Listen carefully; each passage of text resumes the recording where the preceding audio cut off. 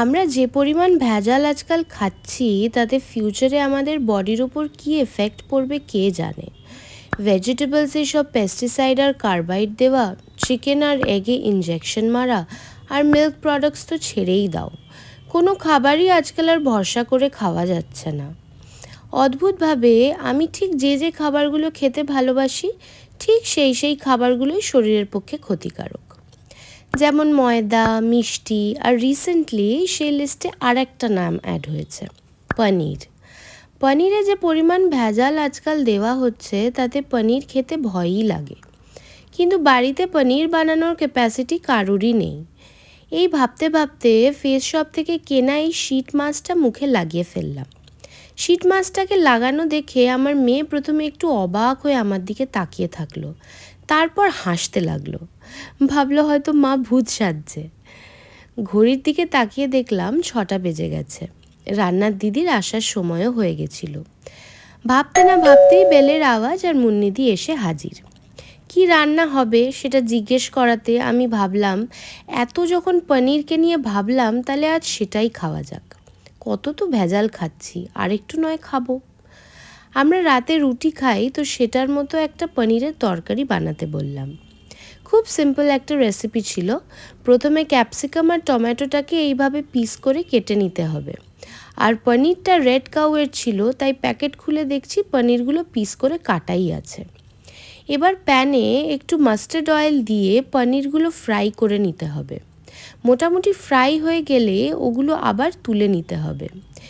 এরপর মিক্সিতে কাটা টমেটো, পেঁয়াজ, লঙ্কা, একটু কাজু আর একটু পোস্ত দিয়ে ভালো করে ঘুরিয়ে নিতে হবে।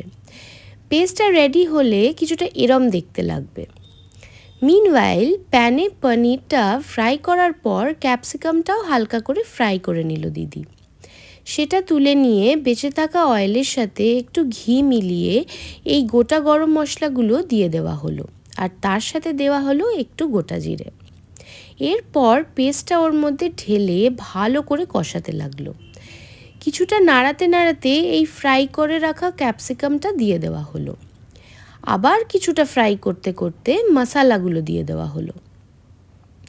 এটা হলো গরম মশলা। এবার ভালো করে কষানোর পালা। মশলাটা কষাতে কষাতে রিয়েলাইজ করলাম আমাদের কড়াইটার টেফলন কোটিংটা নষ্ট হয়ে গেছে। আর কিছুদিন আগেই একটা রিলে দেখছিলাম টেফলন কোটিং উঠে গেলে নাকি হার্মফুল কেমিক্যালস বেরোয়। এত ভেজাল খাওয়াটা সত্যিই খুব চাপের লাগছিল। এবার ভাবলাম নতুন একটা কড়াই কিনতেই হবে এবার। মশলাটা কষাতে কষাতে তেল ছাড়তে লাগলো। এবার পরিমাণ মতো নুন আর চিনি দিয়ে দেওয়া হলো। এরপর গরম জল দিয়ে ভালো করে গ্রেভিটা মিক্স করে নেওয়া হলো। কিছুক্ষণ পর গ্রেভিটা একটু থিক হওয়াতে ভাজা পনিরগুলো ওর মধ্যে দিয়ে দিল। ভালো করে নাড়াচাড়ার পর একটু কসুরি মেথি হাতে ক্রাশ করে ওর মধ্যে দিয়ে দিল। আর 5 মিনিট ওটাকে ফুটিয়ে রেডি হয়ে গেল আমাদের রাতের পনিরের তরকারি। নেক্সট হলো রুটির টার্ন। মুন্নিদি রুটিটা দারুণ বানায়। প্রত্যেকটা রুটি দোকানের মতো ফোলে আর খেতেও খুব টেস্টি হয়। সেটাও রেডি হয়ে গেল ইন নো টাইম।